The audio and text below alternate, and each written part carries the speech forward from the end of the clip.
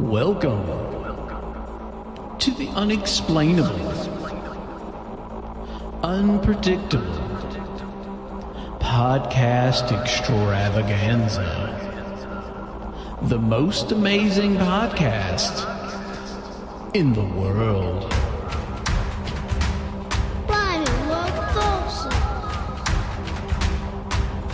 A podcast? Do what? Blimey. Not crikey? Oh, it's a different nationality.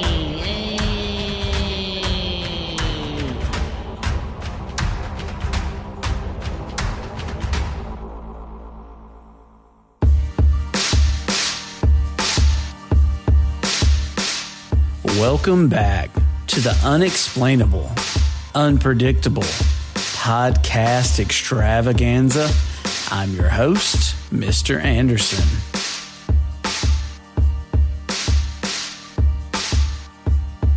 This is part 2 of Pick Your Flavor of Christianity.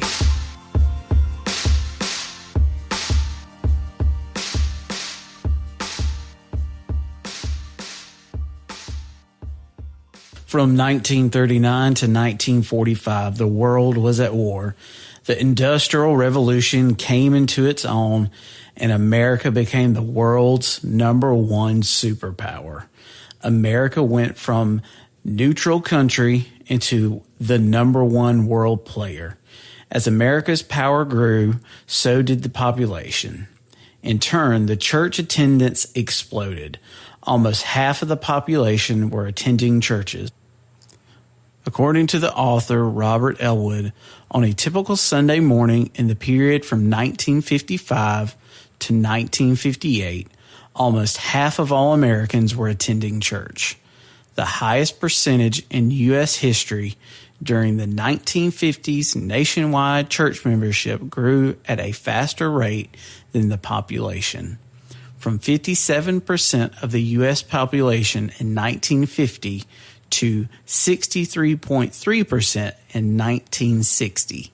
Some make the connection with the increase in attendance with McCarthyism, the Korean War, and the American Dream. It's not a far reach to say that this upward trend in church attendance was caused by American propaganda that was influencing the masses as to what a true American looked like.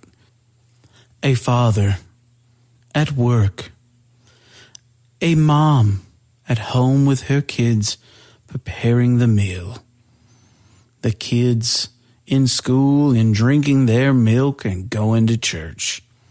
This was America. Take that, communism. In the 1950s, we also get the words "under God" added to the Pledge of Allegiance, and the phrase, "in God we trust." This was a shock to me. Honestly, I thought they were always there, but as I started to kind of do research for this podcast in this episode, I was really shocked to understand that this was not added till the 1950s. But the way we act today it is gospel. Like, it's always been there. It's been there since the Constitution was there. And in fact, it's not. And that, to me, is crazy. Writer Kevin Cruz states in his book, One Nation Under God, as this new religious revival is sweeping the country and taking on new political tones, the phrase "one nation under God" seizes the national imagination.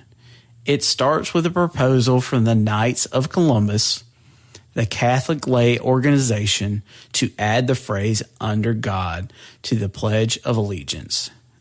Their initial campaign doesn't go anywhere, but once Eisenhower's own pastor endorses it, it catches fire. Cruz's book investigates how the idea of America as a Christian nation was promoted in the 1930s and 40s when industrialists and business lobbies chafing against the government regulations of the New Deal recruited and funded conservative clergy to preach faith, freedom, and free enterprise. He says this conflation of Christianity and capitalism moved to center stage in the 1950s under the Eisenhower watch. This is quoting Cruz again. According to the conventional narrative, the Soviet Union discovered the bomb and the United States rediscovered God. In order to push back against the atheistic communism of the Soviet Union, Americans rebalanced a religious identity. That plays a small role here, but there's an actual longer arc. The Cold War consensus actually helps to paper over a couple of decades of international political struggles.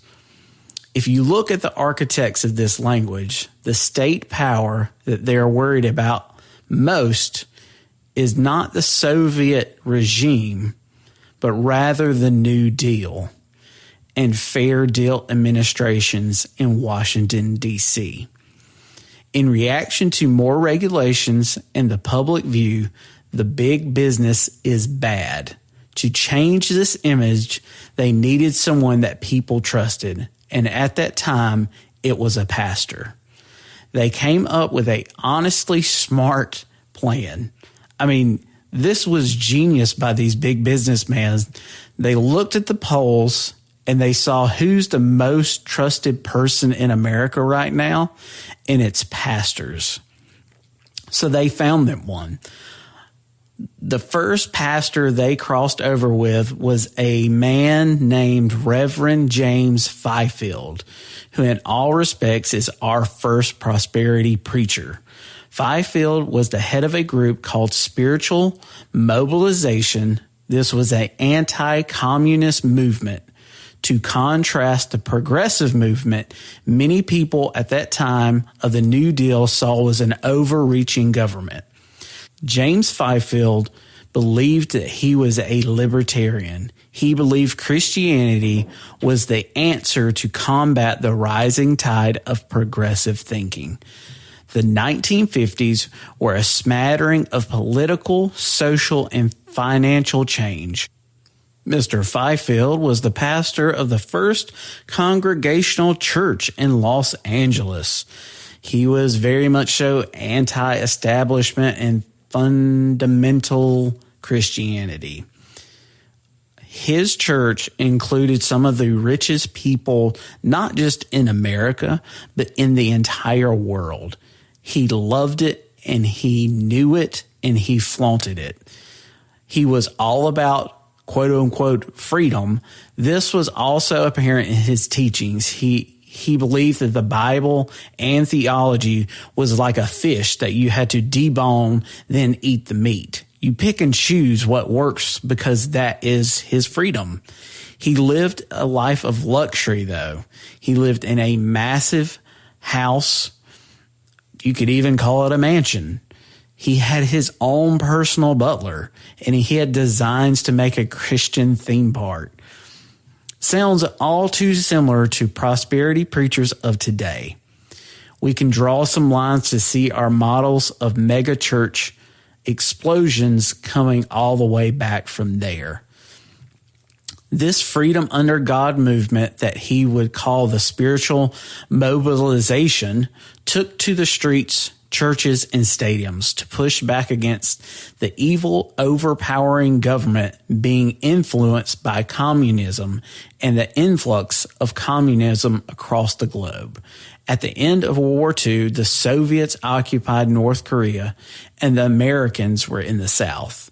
On March 12, 1947, President Harry Truman urged a joint session of Congress to support his doctrine, which calls for U.S. financial and military aid to Greece and Turkey in an effort to protect the countries from Soviet domination. There were communist revolutions going all over the world. And that was surprising to me as well. I didn't realize how widespread it was.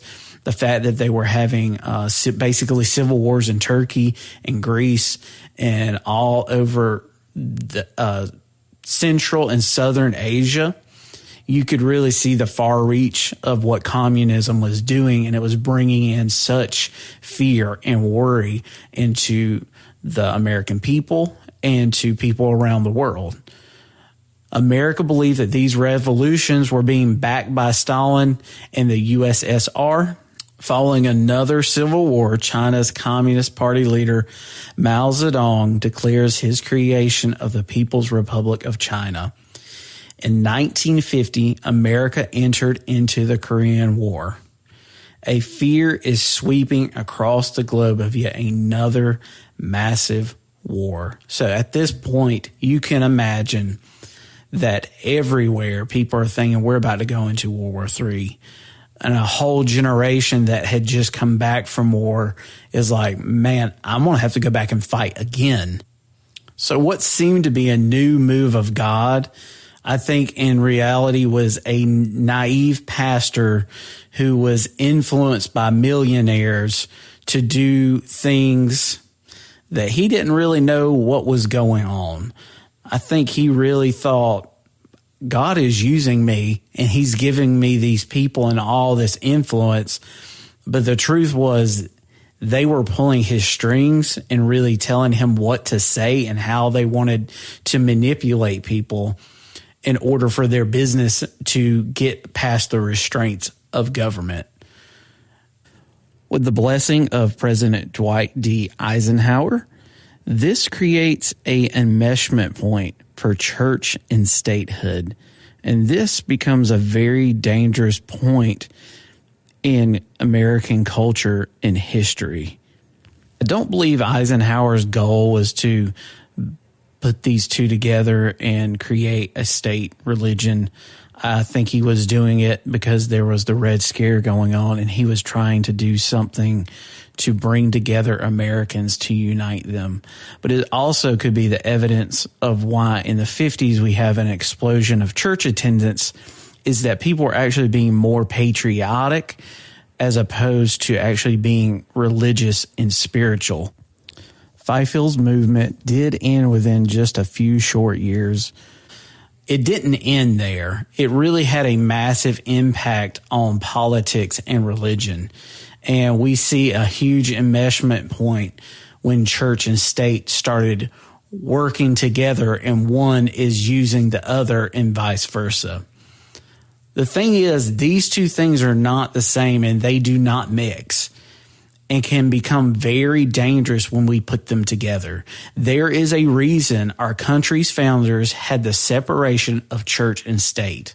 When religion and statehood become one, acts of unspeakable things can be done with the justification that God is on your side. For example, the Spanish Inquisition, the Crusades. Another would be the Communist Revolution in Russia. This is where an ideology becomes a religion. It becomes an idol that all things must be given up for. The pursuit of this superficial and utopian ideal. What happens, though, is this replaces true spirituality. This idea of if we can do all these things to make everybody's life perfect and better, we can do that in our own works. And we neglect the spiritual sides of who we are as human beings. The Tower of Babel is a great example of this. Read that story in that context. What if this was happening then? They are building something to reach God, and that there is a man that is pushing them, driving them to a utopia. And if they can just reach him, they can be like him. And who knows, they may be better than him. And I believe we're seeing this in our current mega church culture. We are seeing not just the creation of buildings and groups of people coming together, but you're seeing an ideal being pursued by thousands of people, and it's a superficial ideal, and they are neglecting the spiritual. They are doing what feels good and they're not pushing against what can make them evil or bad, and they're not confronting that in a healthy way. And so what they do is they start defending that leader. They start defending that ideal. And it's amazing to me that we don't see that in America, because we are extremely anti-communist.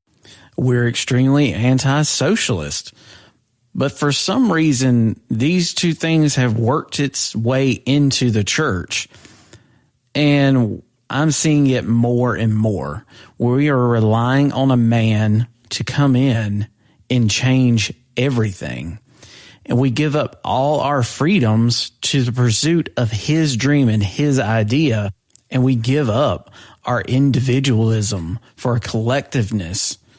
And we stop telling the truth to that person in leadership. And it becomes a very scary, dangerous place where people are getting damaged and hurt more and more, and more people are actually walking away from the faith than coming to it. This has been an overview of the 1940s into the late 1950s. I was only able to give a few connections, but please feel free to research more on your own. On the next part, we'll go through more of the context of America and how that was affecting Christianity and the steep downturn in the 1960s Christianity and in religion. Thank you for listening to the Unexplainable, Unpredictable Podcast Extravaganza.